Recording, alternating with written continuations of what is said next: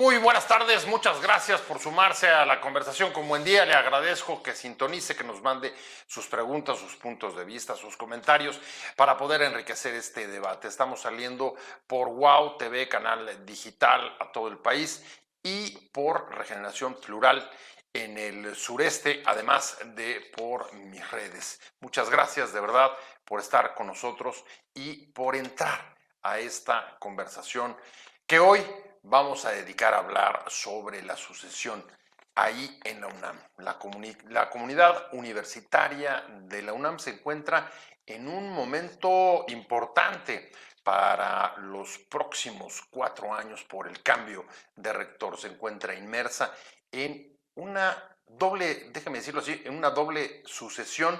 Una, en efecto, por el relevo del rector Graue, que termina su segundo periodo en noviembre próximo, y otra, la sucesión general del país.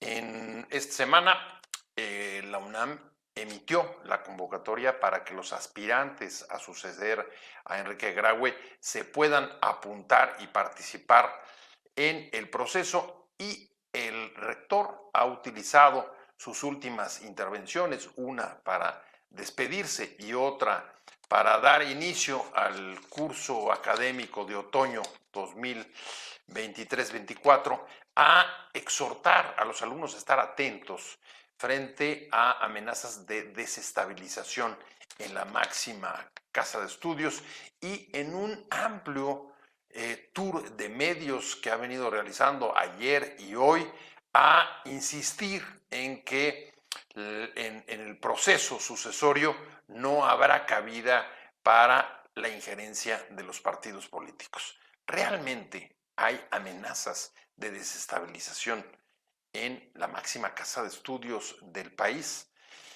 Cuando habla de injerencia de partidos políticos, ¿a qué se está refiriendo? Sabemos, porque conocemos la historia de la relación del gobierno con Graue en los últimos años, ha sido tensa. Recordará incluso las acusaciones del presidente de la República sobre derechización, que él llamó, de la máxima casa de estudios de la educación y de los programas en la máxima casa de estudios. Pero ahora, en este proceso sucesorio, el fantasma de la injerencia y de la desestabilización vuelve a planear sobre el proceso. Pero realmente hay indicios de que esto pueda suceder. ¿Cuáles son y de qué manera pueden manifestarse? Vamos a hablar de ello con Ruth Zabaleta, a quien me da mucho gusto saludarla. Usted la conoce, exdiputada, y actualmente es profesora investigadora académica de la Facultad de Derecho, da clases en el posgrado de Derecho, y la saludo con muchísimo gusto, como siempre. Ruth, ¿cómo estás? Hola, muy bien, muchas gracias. Un gusto estar aquí con ustedes, contigo y con Pablo, y pues un gusto estar con la audiencia. Igualmente, nos da muchísimo placer tenerte aquí. Pablo Rojas, ¿cómo estás, Pablo? Ya te extrañábamos, aunque ya nos dijiste que no hace tanto que no habías venido, pero de todas maneras, un gusto. Como siempre, Pablo también es académico de la UNAM. Pablo, ¿cómo Hola, ¿qué estás? tal? Buenas noches. Bien, bien. Pues yo también ya los extrañaba. Qué bueno que estamos acá para conversar un tema tan importante. Pues vamos a arrancar con esta sucesión. Se acaban de emitir la convocatoria, Ruth, un poco antes de lo acostumbrado, generalmente era en septiembre, octubre. Quizá porque quiere también distanciarse un poco del proceso sucesorio en el país.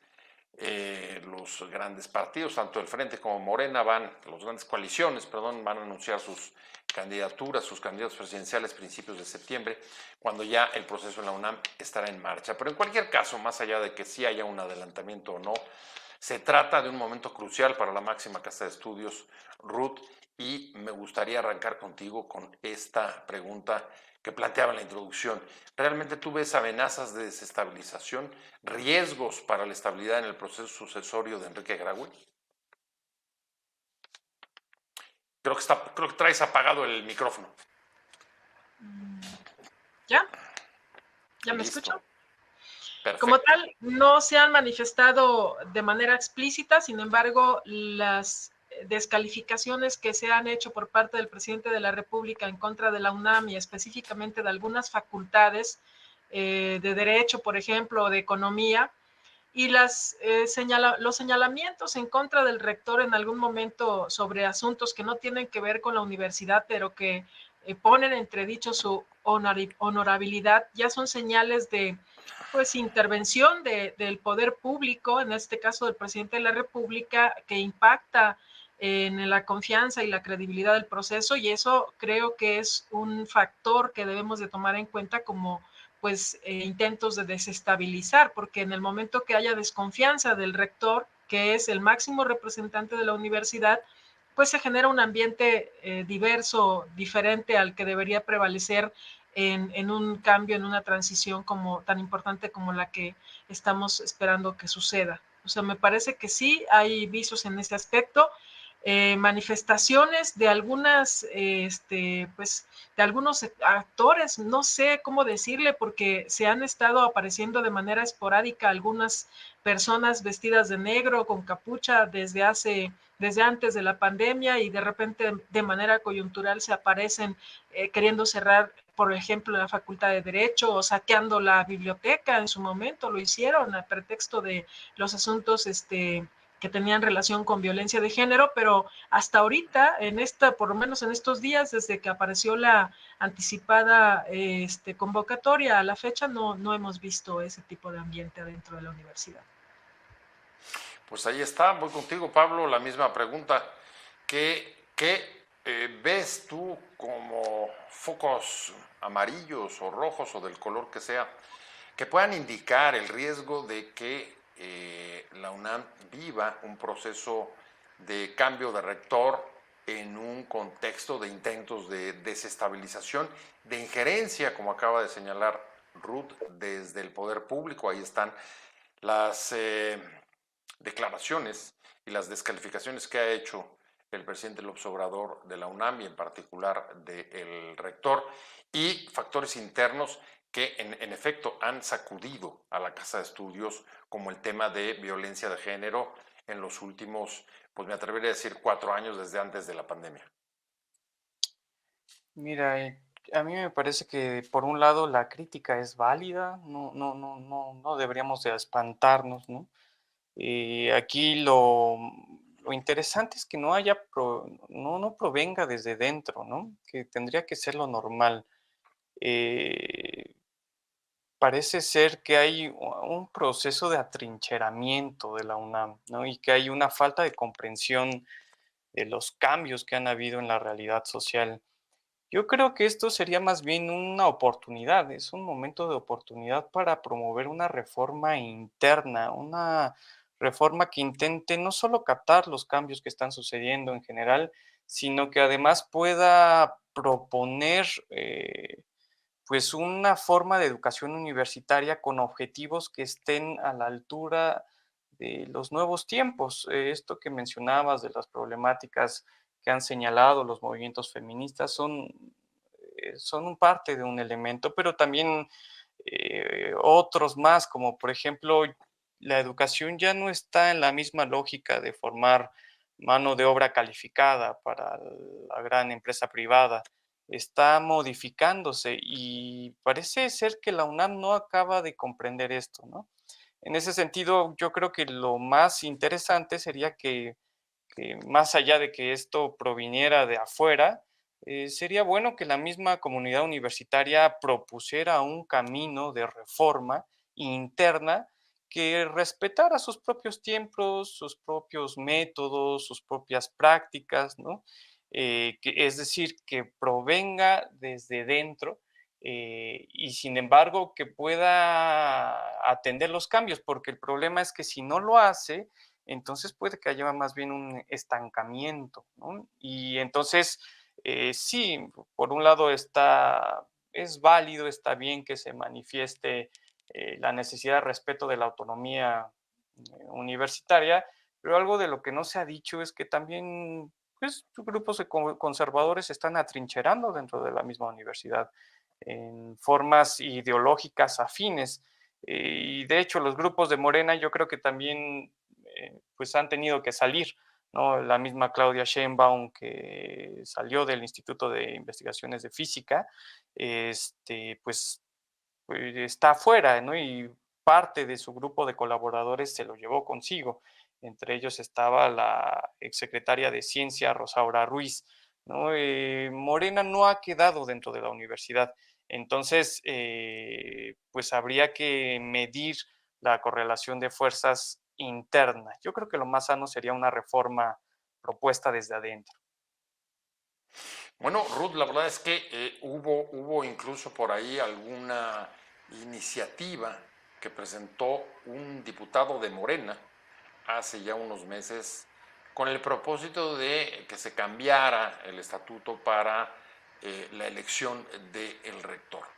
Pablo dice que lo que está viendo más bien es un atrincheramiento en medio de un elemento que está siendo clave y repetido en el proceso sucesorio, que es la defensa de la autonomía. ¿Ante qué estamos? ¿Es la autonomía una justificación de no moverse, de atrincherarse, o es la necesidad o la condición para que pueda haber cambios internos? Bueno, son varias aristas las que planteó Pablo. En primer lugar, yo también coincido en que debería haber un cambio en la forma en que se elige al rector, pero ya no estamos a tiempo. O sea, creo que debe haber un periodo de convocatoria a la comunidad universitaria para que se discuta precisamente cuál es ese cambio que se requiere, porque yo me di la tarea de investigar, por ejemplo, qué cosa o cómo se eligen a los rectores en otros lugares del mundo.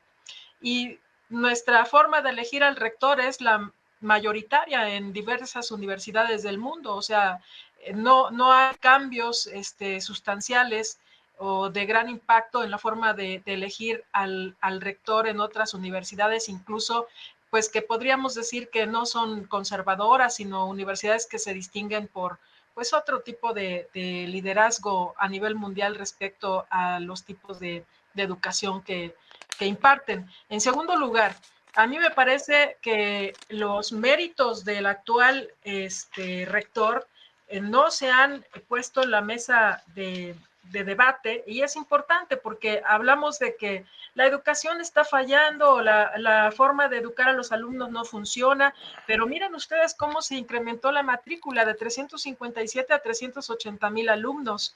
Lo que se hizo en este pues periodo que estuvo este rector, se crearon 6 nuevas escuelas, 8 licenciaturas, una maestría, 2 doctorados, 23 especializaciones. Y si nos vamos al terreno de las licenciaturas, podría yo hablar por la Facultad de Derecho, los cambios que ha realizado Raúl Contreras respecto al programa, a los contenidos de los planes, a la atención a la violencia de género, por ejemplo, a la integración de mujeres para que demos clases en igual número de hombres que las mujeres, porque había solamente un 14% de maestras y ahora ya hay más de un 35% de maestras. O sea, ha habido transformación. Creo que habría que evaluar en su justa dimensión qué es lo que se ha transformado y en qué estamos pues cayendo en una falta, porque, por ejemplo, el ranking de la universidad también creció, se posicionó en mejor ranking, igual la Facultad de Derecho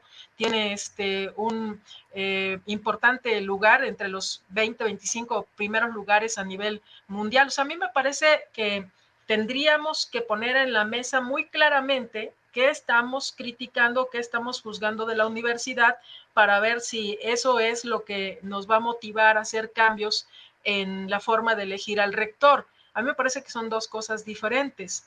Luego, la cuestión de los partidos políticos adentro de la universidad, a mí no me parece que deba haberse o deba haber una evaluación de qué partidos, si los conservadores o si los que se dicen de izquierda o los populistas están dentro de la universidad. Lo que se debe de evaluar son los méritos y el programa que esté planteando cualquier candidato a dirigir la máxima casa de estudios, la máxima universidad en importancia y en número de personas que prepara y que trabajan ahí para el país. O sea, a mí me parece que sí es fundamental que sea una persona que ponga en la mesa de discusión o en la mesa de debate la defensa de la autonomía.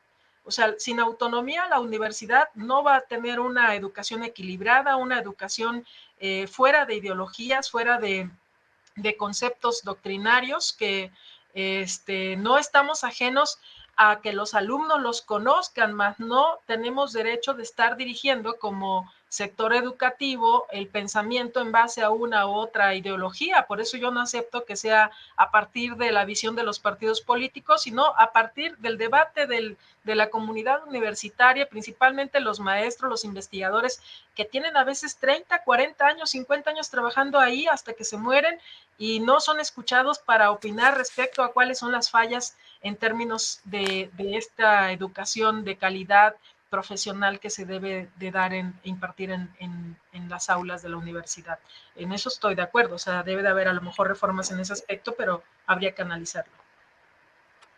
Bueno, desde luego, pues máximo en una casa de estudios como la UNAM, Pablo, que haya distintos puntos de vista o posiciones políticas, me parece absolutamente no solo natural, sino casi una exigencia, porque es parte pues, de la pluralidad, de la libertad de conciencia, que se traduce en libertad de cátedra. El tema, y ahí voy a citar a Graue, está diciendo que está garantizado que en la universidad no haya hegemonías ideológicas. Está garantizado desde tu punto de vista que no haya esas hegemonías, que lo estoy entendiendo como imponer una visión al resto, de cualquier índole que sea, con vinculación o no partidista. ¿Eso está garantizado o no? Yo creo que está a debate, ¿no? Yo difiero completamente en decir que la educación no tiene ideologías. Toda educación es un proyecto ideológico. Y bueno, puede ser una ideología fuera de la ideología de los partidos políticos. Sin embargo, eso no implica que haya una neutralidad. Puede ser otra forma de ideología. Esto ha sido una trampa en términos sociológicos a lo largo de las corrientes de las ciencias sociales. Sin embargo, bueno, lo que se ha planteado es que exista justamente ese debate, ¿no? Pareciera que hay puntos donde hay más apertura para que eso suceda. Sin embargo, yo creo que el punto medular tiene que ver, por un lado, con la representación política interna y por el otro lado, con los planes de estudio. Eso es muy importante. ¿Desde dónde están organizados los planes de estudio? Y bueno, al menos en la Facultad de Ciencias Políticas y Sociales sí hubo una transformación radical de esos planes de estudio que por un lado trataron de vacunar del dogmatismo que imperó en ciertos momentos, pero que también ha instalado un nuevo tipo de dogmatismo que implica no abordar la pluralidad en función de las necesidades sociales. Eso es muy importante. Un tema que sí implica una necesaria reforma en términos de los planes de estudio de la universidad es que se discuta a su interior las grandes problemáticas y que planteemos soluciones, ¿no? No es que no haya sucedido, claro que ha sucedido, en eso estaría de acuerdo. Sin embargo, hoy los planes de estudio están orientados a satisfacer la demanda de las grandes empresas y de la iniciativa privada. Y no hay una orientación que plantee que todas las carreras deban de tener un compromiso social. En ese sentido, tienes facultades como la de química, en donde tienes a las grandes transnacionales allí insertadas, ¿no? La facultad de economía. Y sin embargo, ya no hay esas grandes brigadas, por ejemplo, de extensión universitaria, donde se planteaba tratar de ayudar a resolver ciertas problemáticas que las tesis y las tesinas, ensayos y proyectos de investigación de las y los estudiantes puedan estar coaligadas en las problemáticas sociales. El otro tema, que es el tema de la representación, bueno, para quienes no lo conozcan, en la UNAM, quien decide a final de cuentas quién es el rector, porque no ha habido rector hasta el día de hoy, Ajá. es la Junta de Gobierno. Ujú. Es personas que tienen gran trayectoria académica, que son nombradas por el Consejo Universitario, pero bueno, a final de cuentas es una selección indirecta, pero no es elegida de manera directa, ¿no? A mí me parece que muchas de las problemáticas que están surgiendo eh, dentro de los movimientos estudiantiles desde 2012 a la fecha tienen que ver con una falta de representación y de interlocución directa entre las autoridades y la comunidad estudiantil. Hay un desfasamiento generacional, naturalmente, eso es normal, ¿no? Sin embargo, no hay hilos de comunicación tan directos. Por ejemplo, en la Universidad Autónoma de la Ciudad de México hay un mecanismo más interesante, no digo que sea el más acertado, pero es interesante, que es el Consejo Universitario convoca a una consulta de auscultación a la comunidad universitaria que puede definir a quién le gusta más para rector o rectora. Eso no significa que el Consejo Universitario esté obligado a acatar esa consulta, sin embargo, permite que fluya una cierta comunicación entre autoridad y comunidad universitaria. Esto es algo que podría estar, ¿no? Y lo que sin duda yo coincido, ¿no?, con Ruth es que en esta convocatoria no hay cambios sustanciales, ¿no? Uno la revisa y lo más nuevo que hay es que ahora los programas de la universidad pueden promover, dar a conocer los proyectos de los candidatos a ocupar la rectoría, pero nada más, ¿no? Esta discusión pudo haber sido abierta con más tiempo, pero bueno, habla de que hay una intencionalidad de que no haya cambios sustanciales de renovación, de reforma en términos de la selección de la representación política interna. Pablo citaba 2012, Ruth, y es que en efecto no son nuevas las demandas de mayor apertura, de mayor diálogo, de reformas internas, de modificación de la forma de elegir al rector, etcétera. ¿En qué momento te parece que esta discusión se sitúa en esta elección del nuevo rector? Entre, digamos, un poco la defensa o los que creen que hay que seguir, digamos, de manera ortodoxa las reglas del juego, el estatuto universitario, y dar salida, o si ves también, junto con una convocatoria bastante ortodoxa, el interés de la propia autoridad, de la propia Junta de Gobierno, de tratar de dar salida de alguna manera a las presiones por tener un proceso sucesorio más abierto. ¿Dónde estamos? ¿Dónde la calificarías? ¿Dónde la ubicarías el actual proceso? No, yo creo que no hay posibilidades de cambiar ya en este momento, sino hasta que nombren al nuevo rector o rectora que se convirtiera en el promotor principal para hacer esos cambios. Yo coincido en que tiene que haber una discusión colectiva, un debate, por lo menos convocar a los directores de las escuelas, a los representantes de los sindicatos, a quienes tengan los cargos que tengan pues, representatividad dentro de ciertos sectores universitarios, pues para que haya cambios sustanciales respecto, sí, a las necesidades. Me parece que es correcto lo que dice nuestro compañero, que me parece importante reconocer ese sentido social que tiene la universidad.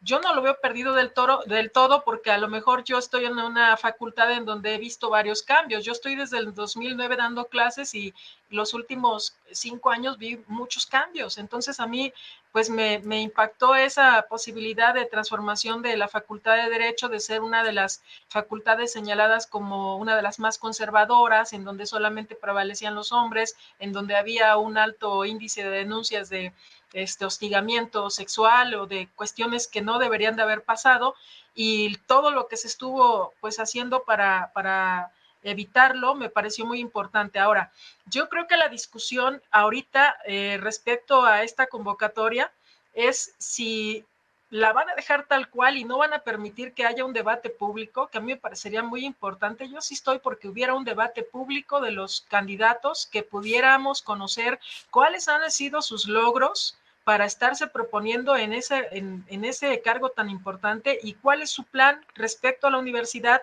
de temas que son muy importantes. Por ejemplo, yo vi un artículo hace algunos días de 1999 que ya hablaban de abatir el bajo nivel académico, combatir el alto nivel de deserción de los jóvenes, hacer más competitivo las carreras profesionales, la inoperancia del servicio social. O sea, vi esos postulados o dichos o demandas de alguna persona que no recuerdo a quién, porque leía varios y no quiero plagiármelos, pero pareciera que sigue vigente. O sea, discutir cómo podemos ser mejores maestros, cómo los alumnos puedan tener una forma de interactuar y señalar si hay errores en la forma de estarlos educando, si podemos mejorar esas condiciones. Creo que es fundamental, no solamente que haya una relación directa con la autoridad, con el rector, con quienes estén a su alrededor, sino incluso maestro-alumno. Esa relación no se ha cambiado. O sea, hay una relación muy vertical que se reproduce de autoridades a los maestros, a los cargos menores, pero también de maestro-alumno. O sea, creo que es importante reconocer esas deficiencias y tratar de resolverlas, porque pues nadie es ajeno de haber sufrido a veces, dando clases dentro de la universidad, el hecho de conocer que algunos maestros que tienen menos horas de trabajo y a lo mejor ganan más. O sea, yo he escuchado personas que se quejan de eso. Pues a mí no me toca, porque finalmente acabo de integrarme a la cuestión de la plantilla formal de la universidad, pero sí había quejas al respecto, ¿no? De que no se les reconocían sus méritos a los maestros, su profesionalización, sus años de trabajo. O sea, yo escuché a algunos maestros ahorita que están abriéndoseles posibilidades de concursar, que tienen 35 años dando clase y nunca habían tenido oportunidad de concursar en la Facultad de Derecho, y eso es una cuestión pues injusta, de desigualdad de trato a los maestros, que pues se les debe dar la oportunidad en base a los años que han estado laborando y en base a lo que han estado aportando a la universidad. Creo que eso es fundamental. Creo que los dos han coincidido, Pablo, de una u otra forma, en que en efecto no tienen muchas expectativas de que las reglas sucesorias en este proceso vayan a ser diferentes. ¿Te parece que ha sido una omisión del rector Graue? ¿Te parece, o más bien, cómo valoras la propia conducción que ha llevado Graue de su propia sucesión? Porque no podemos dejar de ver, pues, que, como tú recordabas, va a ser elegido el sucesor por una junta de gobierno, un grupo de notables académicos con largas trayectorias, pero la propia junta la encabeza el rector Graue. Es decir, tiene un papel central en la conducción de su sucesión. ¿Te parece que su conducción ha sido adecuada? ¿Te parece que ha dejado suelta su sucesión? ¿Te parece que prefiere o lo que no quiere es que haya sobresaltos? ¿Cómo la valorarías? Bueno, lo que es cierto es que, como todos los rectores, sufren presión de todos lados, de todos los grupos políticos internos, ¿no? Lo cierto es que, a ver, aquí él ha tratado de no tomar postura entre uno y otro grupo, ¿no? Sin embargo, pues él ya va de salida, me imagino que lo que quiere es llevarse la fiesta lo más en paz posible y que esto no vaya a estallar. Yo creo que aquí el tema es el debate que Oye, pero, existe entre perdón, las dos Pablo, pero posturas. llevar la fiesta en paz también puede ser dejarla suelta. Por un lado, ese es un gran riesgo, fíjate, ¿no? Que es, recordemos que así llegó Graue, ¿no? Como un poco el tercero, ¿no? Para poder Tercero al evitar bate. claro, para evitar la discordia entre los dos punteros del proceso de hace 8 años. Yo creo que aquí, mira, yo creo que tú acertaste mucho en ocupar la palabra ortodoxo, ¿no? Creo que ese es un tema muy importante. Hay una postura muy ortodoxa dentro de ciertos grupos dentro de la universidad, Y eso es lo que habría que discutir, qué tanto, no solo, deja tú sobre estamos de acuerdo o no sobre esa ortodoxia. Yo creo que incluso en términos pragmáticos, qué tan útil es esa ortodoxia. En momentos en donde la misma comunidad se está alebrestando, donde el país mismo está en un intenso debate político, se puede estar en una posición en donde se quiere controlar, constreñir las posiciones de cambio. Yo no lo sé, hay veces en donde esas posturas ortodoxas terminan provocando que haya más conflictividad social, ¿no? Hay momentos en donde una postura más relajada que permite el reformismo, entonces puede pues coincidir, puede convivir de manera más adecuada con las exigencias mismas de cambio, ¿no? Bueno, claro, la comunidad estudiantil está cambiando todo el tiempo y ahora hay una, una intensidad tan fuerte. Yo siento que los estudiantes después de la pandemia vinieron con muchas ganas de hacer cosas, con mucha efervescencia, ¿no?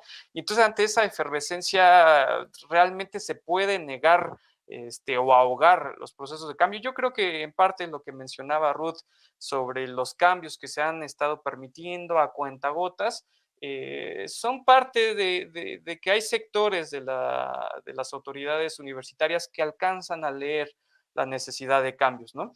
Hay una metáfora histórica que a mí me parece muy interesante, yo soy latinoamericanista, que en los procesos de independencia en América Latina, en los lugares donde los españoles estuvieron más cerrados a los procesos de cambio, pues es donde fue más violenta las insurrecciones insurgentes. En cambio, por ejemplo, si tú ves el caso de Brasil, donde el mismo rey de Portugal dice, ¿saben qué? Ustedes hagan su constitución, independícense, y es más, yo les dejo a mi hijo, ¿no? Y como mi hijo, como una forma de pactar, y permitió que la misma independencia brasileña no se diera por la vía violenta, por la vía de las armas, sino por la vía de reforma. Yo creo que es parte de lo que, de estas tensiones que está enfrentando la misma institución. Pues sin duda, no tenemos casi duda. Ruth, pues tú lo ves en tus clases a diario, cambios en el comportamiento de la comunidad universitaria, nuevas demandas, problemáticas. Es una comunidad muy viva y en permanente movimiento. ¿Ves ese riesgo de conflicto? Ya no desestabilización solo por factores internos, sino conflicto interno. ¿Y cómo valoras la conducción de Graue de su propia sucesión? Mira, lamentablemente yo lo que veo más bien es como indiferencia. Una mayoría de los alumnos de noveno semestre, octavo semestre, son indiferentes al proceso que estamos viviendo dentro de la universidad y eso no debería de suceder. Deberíamos procurar que todos los alumnos, desde primero hasta cualquier otro semestre, tengan posibilidades de informarse respecto a lo que está sucediendo en la universidad, por qué es importante el cambio de rector, cada cuánto es, o sea, lo mínimo.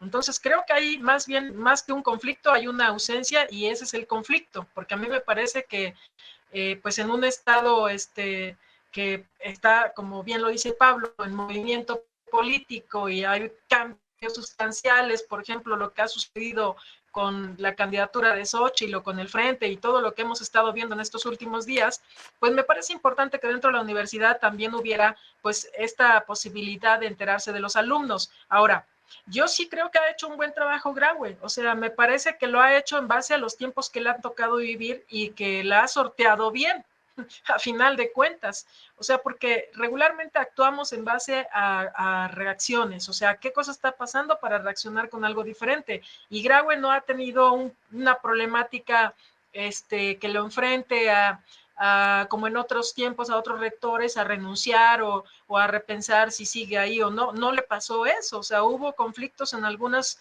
escuelas, en algunas CCH o preparatorias, pero fueron aislados y se resolvieron aún con todo el conflicto que había. Como dice Pablo, se hicieron reformas y no fue tan violento el cambio. Se despresurizó. Claro, entonces me parece que él actuó conforme a lo que se le exigía en ese momento y reaccionó con respecto a lo que no pasaba. Solamente las descalificaciones del presidente López Obrador creo que lo sacudieron, incluso creo que él se reunió con el propio presidente de la República y no nos quedó muy claro qué cosa fue lo que fue a hablar con el presidente de la República, pero a final de cuentas el presidente ya no habló de él y entonces ya no supimos qué fue lo que pasó, pero afortunadamente, digo, para la estabilidad de la universidad, todo se quedó como tranquilo ya, ¿no? A partir de esa reunión que tuvo Graue con el rector Graue con el presidente de la República.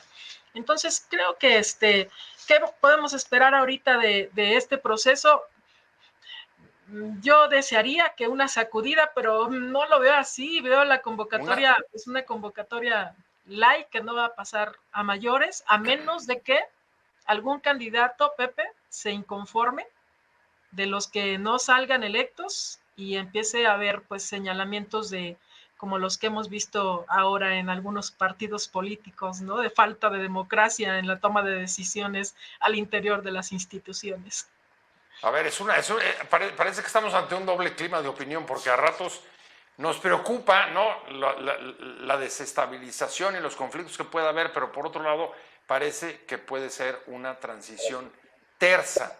Y ahí, Pablo, tú en tu primera intervención decías que desde tu punto de vista Morena estaba fuera de la UNAM, que incluso citabas a la propia Claudia Sheinbaum, que es egresada de la UNAM, que se había llevado a su equipo y no estaba involucrada en el asunto, aunque algunas gentes muy cercanas a ella, estoy pensando en Rosaura Ruiz, que fue incluso parte de su gobierno en la ciudad, han regresado a la UNAM y hay otros candidatos pues cercanos seguramente a ella, como es pues sus antiguos compañeros del CEU. ¿Tú crees que en caso de que ¿qué es el 6 o el 9?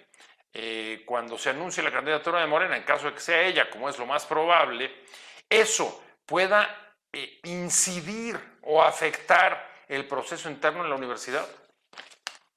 Fíjate que las posturas entre Claudia y López Obrador tienen cierta divergencia, ¿no? Ella ha sido un poco más relajada, ¿no?, en su relación con la UNAM. Yo creo que tiene que ver con que entiende más las pautas, ¿no?, con las que se mueve internamente, ¿no?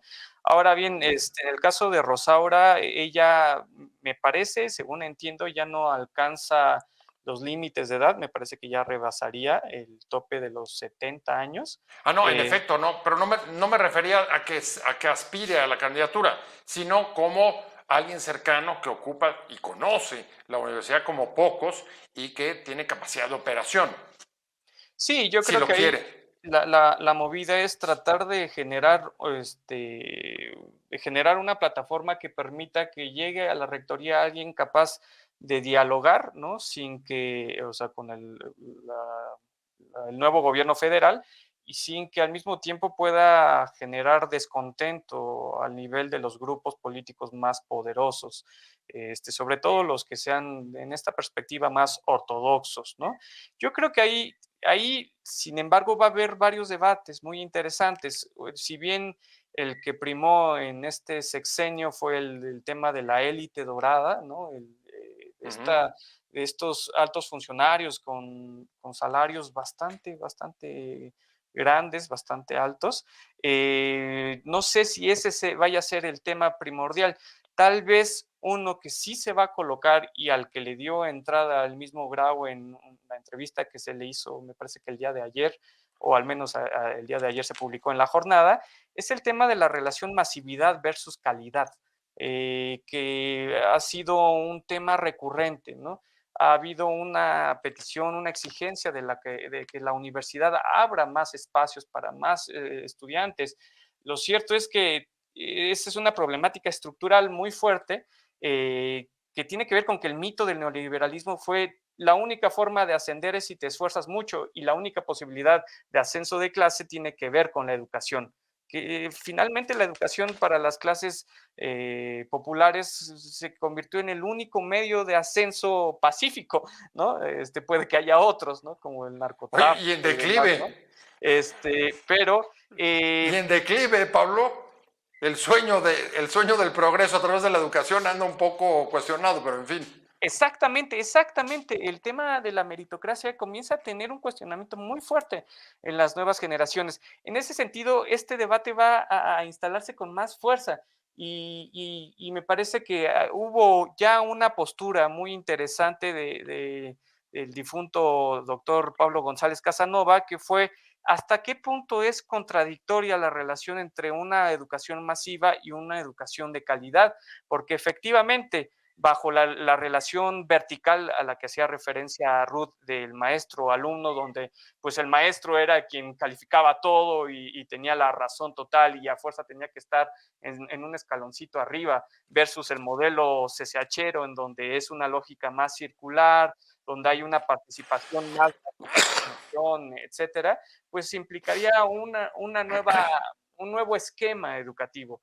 Eso me parece que sería pues interesante, nutritivo, ¿no? A postre de la próxima, el próximo gobierno. Yo no sé cómo sería un gobierno con una relación con, en un escenario de Marcelo Ebrard presidente, pero yo no creo que sea tan tenso en un escenario de una Claudia Sheinbaum presidenta, que entiende más bien cómo se juegan las pautas internas.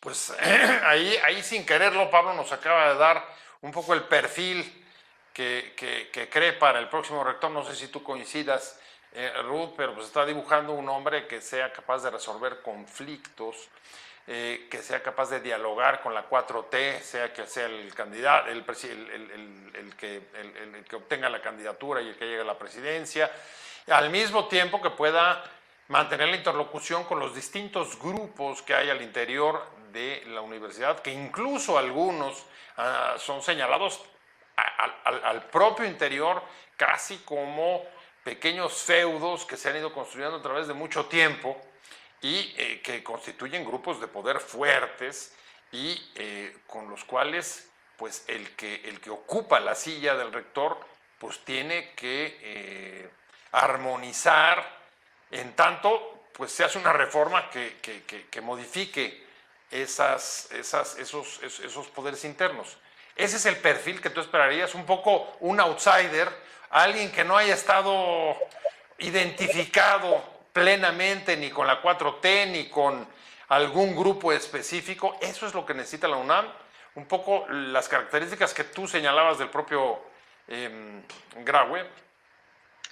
Bueno, coincido en que tiene que ser una persona que concilie, o sea, que construya acuerdos, que tenga liderazgo al interior de la universidad, incluso con los propios maestros, con el sindicato, con los trabajadores, con los alumnos. O sea, creo que el perfil no puede ser alguien de un perfil que sea como, no sé cómo decirlo sin ofender, pero bajo, o sea, no.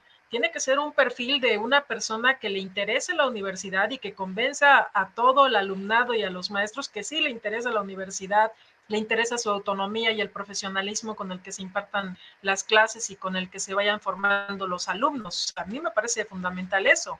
Me parece que tiene que ser una persona que nos demuestre que ya ha hecho cambios o ha hecho algo por la universidad o ha impactado con sus ideas en alguna parte de la universidad. Por eso se propone que sean directores o exdirectores de facultades los que se promuevan para ser candidatos. O sea, a mí sí me parece importante eso.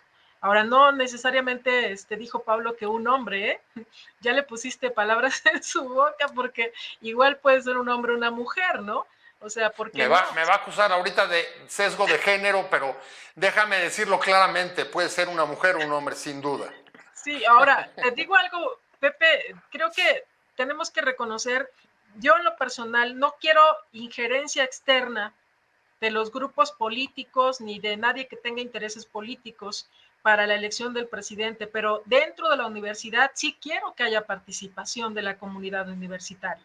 O sea, no estamos diciendo algo contradictorio. Yo no creo que sea algo contradictorio aspirar a que haya mayor conocimiento de parte de la comunidad universitaria respecto al proceso y haya incluso más participación, porque se dividió la convocatoria, trae una novedad, o por lo menos no me había percatado que sucediera eso en otras convocatorias.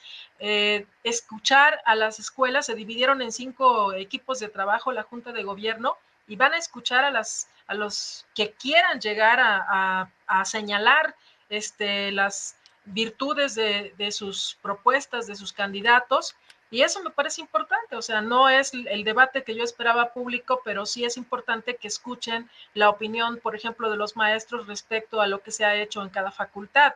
Eso me parece muy relevante, y también si hubiera conocimiento de los alumnos, pues que pudieran mandar sus cartas, porque también se vale que se manden opiniones escritas o que se cite para que se escuche las opiniones de los maestros o de quien quiera ser escuchado respecto a alguno de los candidatos o precandidatos, ¿no? O sea, a mí me parece fundamental eso. Creo que es importante la participación colectiva e interna de la comunidad universitaria. Bueno, ahí yo creo que coinciden plenamente, ¿no, Pablo? La participación no está en absoluto, no tiene nada que ver con rechazar la injerencia externa, y es deseable, pues, en una comunidad que pues debe vivir de la crítica, el debate y la participación como espacio académico y cultural. Eh, ¿Te parece que los cambios que acabo de recoger, Ruth, de la convocatoria, abren un poco al menos la puerta para una mayor participación de la comunidad en el proceso? Claro, ayudan, todo cambio es bienvenido, ¿no? Bueno, esa es mi postura. Además, hay otras cosas también interesantes. Por ejemplo, este matiz que señaló Ruth sería interesante. O sea, imagínate, no ha habido una mujer rectora en la historia, digo, sí, tampoco presidente nacional, pero tampoco rectora. Es Rectora cierto de la que ha UNAM. habido directoras, eso sí, Ujú. y eso ha sido un avance. Em, pero bueno, ese sería un cambio más interesante todavía.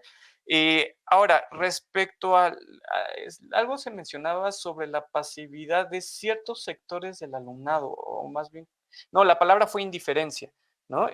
Yo creo que también tiene que ver esto que mencionaba Ruth, tratar de explicar esa indiferencia. Tal vez en un sentido jugó hacia allá la pandemia, pero también en otro sentido es, ¿por qué o sea, yo estudiante que acabo de entrar a la universidad, ¿por qué me habría de interesar en los asuntos de la universidad si no tengo canales de intervención directa en este proceso? Es decir, ¿por qué me interesaría informarme?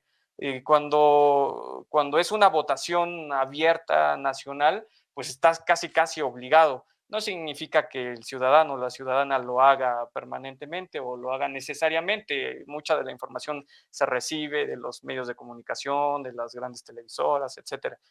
Sin embargo, hay una obligación en el ambiente que te orilla a involucrarte, ¿no? El problema de hacer procesos tan elitarios es que esa intervención, pues te aleja, ¿no? Te pasiviza, te genera esa indiferencia.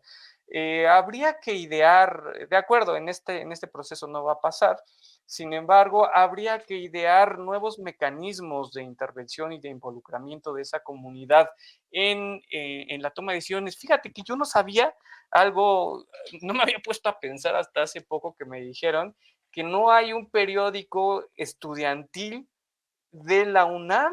O sea, los Ujú. estudiantes no tenían hasta hace poco un espacio para involucrarse. Ahí está surgiendo, ¿no? Y ahorita hace poco pues me he empezado como a enterar más de lo que está sucediendo, pero eso hasta hace un par de años. Y entonces, algo tan sencillo como que los estudiantes tengan un espacio para expresar sus poemas de desamor, lo que quieras, ¿no? ¿Qué quiere expresar un chico, una chica de 14, 16 años? No lo sé, pero justamente no lo sé, no hay un espacio de interlocución. Algo tan sencillo como eso son espacios de interlocución, hasta algo más complejo, que es esto de lo que hablaba sobre la extensión universitaria que ha decaído, ¿no? En mi tiempo, no hace mucho, según yo, hace unos No añitos, presumas, no presumas, Pablo. este, me tocó hacer el servicio social, ¿no? Y el servicio social, la lista que te daban, pues era o te vas a la burocracia o te vas a las empresas privadas, ¿no? y era como, bueno, y por ejemplo, un espacio, un sector social en el cual incidir, no sé, proyectos de intervención comunitario o de diálogo mínimo, pues no lo hay. Tu servicio social o es institucional o es privado. Y entonces lo social se va diluyendo un poquito. Ese tipo de cosas que pueden ser sencillas pueden traer cambios sustanciales de fondo. Bueno, creo que en todos los ámbitos de la universidad, incluso me atrevería a decir que incluso desde la Junta de Gobierno hay ideas y hay opiniones favorables a la necesidad de que haya una sacudida interna en la universidad, Ruth. Ha sido postergada largamente, pues tú lo citabas, planteamientos desde el siglo pasado, 1999, y siguen apareciendo cada vez que hay un cambio de rector. ¿Crees que a pesar de la ortodoxia, repito el calificativo de esta sucesión, debería de ser una oportunidad que aprovechen los aspirantes para plantearlo? Sí, creo que ellos podrían, ahorita con la atención que van a tener, plantear que haya cambios. O sea, creo que los candidatos son los que lo deberían de encabezar, deberían de abanderarlo. Fíjate, Pepe, una cosa que ha sucedido dentro de la Junta y que no hemos puesto mucha atención porque no se dan a conocer estos tipos de cosas que pasan en la Junta, no sabemos cómo se construye o cómo interacciona la Junta, es que hay más mujeres que hombres integrantes de la Junta. Eso, eso por ejemplo, Interesante. a mí en lo particular me hizo pensar en algún momento que iban a cambiar la convocatoria y que iban a quizás a establecer alguna regla igualitaria para poner el piso parejo a que las mujeres pudieran competir quizás en mejores condiciones que lo que han tenido en años pasados por la rectoría. Pero no hubo ningún cambio a pesar de que hay más mujeres que hombres dentro de la Junta. Sin embargo, es que hay que reconocerlo, que por lo menos ya hay más mujeres participando dentro de la Junta de Gobierno que típicamente, o sea, tradicionalmente era pues un lugar de hombres. Eso es importante. Entonces, creo que los candidatos pueden hacer varias propuestas y el que logre llegar, si se compromete a hacer una transformación de fondo respecto a las relaciones que deben de prevalecer internamente en la comunidad universitaria y la forma de pues catapultar a la universidad, porque sí me parece importante que sigamos haciendo esfuerzos por seguir posicionando a la universidad como una de las mejores universidades para preparar profesionalmente a los jóvenes, aunque claro, Pablo me podría decir ahorita, ¿qué significa eso, no? O sea, comparado con qué somos más profesionales, pero yo creo que en un mundo globalizado, los estándares están ahí afuera, no es parte que nosotros decidamos, sino la movilidad social de las personas se está pues sujeta a una situación que vivimos globalizada, no nada más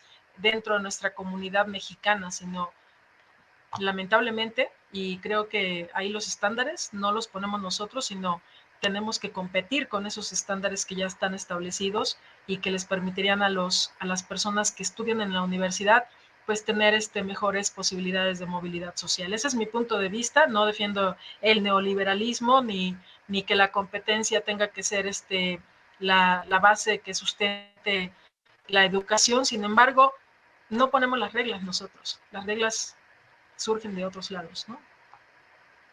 Ya se me acabó el tiempo, voy al final, Pablo, y voy cerrando. Y voy a cerrar con tu expectativa. ¿Crees que vaya a haber planteamientos para esa sacudida interna? ¿Crees que los aspirantes a suceder a Graue las lleven? ¿Crees que les convenga? ¿Cómo lo tomaría eso la Junta? ¿Lo está esperando? ¿Lo impulsaría?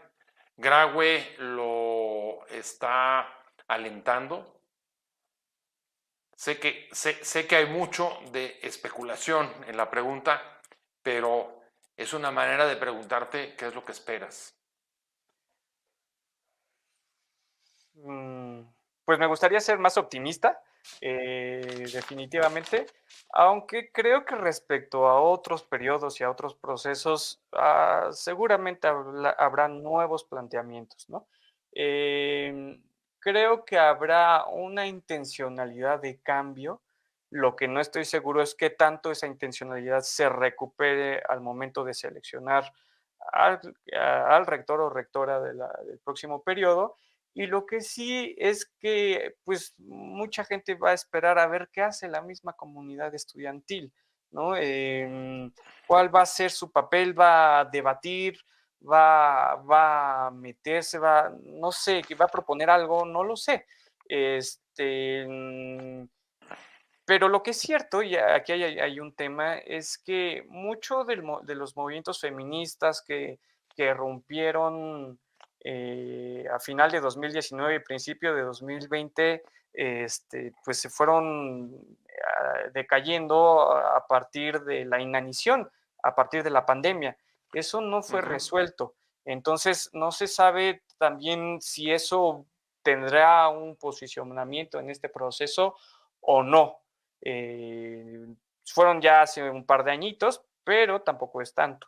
Eh, yo creo que finalmente va a imperar la ortodoxia, tratando de incluir ciertos elementos más chiquitos, más pequeños de reforma. Yo creo que qué tanto la comunidad exija un proceso más reformista es qué tanto se ampliarán estos elementos que se retomen. O sea que ahí todo dependerá de las exigencias, de la exigencia de la propia comunidad. Muchas gracias, Pablo Rojas, por haber estado con nosotros, académico de la UNAM, latinoamericanista, y como siempre, te agradezco mucho que hayas participado con nosotros. Y Gracias, gracias, estamos aquí a la orden.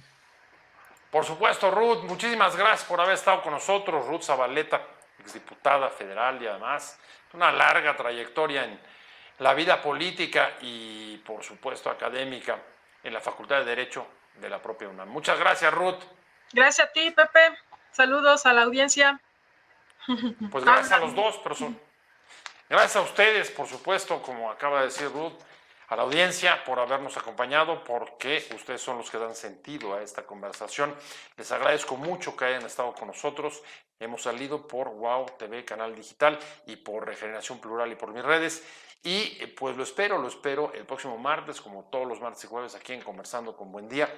Muchas gracias a Fernando Robles, que nos permite conectar y hacer esta red de comunicación como productor de este programa, y pues, le deseo que tengan un muy buen, feliz fin de semana, que lo pasen muy bien, y nos vemos la próxima, que son semanas ya en las que la vida política, ya verá, vuelve o volverá a intensificar su calor con el regreso de las vacaciones y, por supuesto, con los resultados de los procesos internos de las campañas que están ya a la vuelta de la esquina.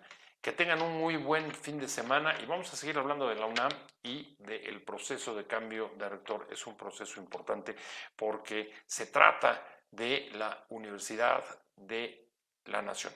Muchas gracias, que tengan un muy buen fin de semana. Adiós.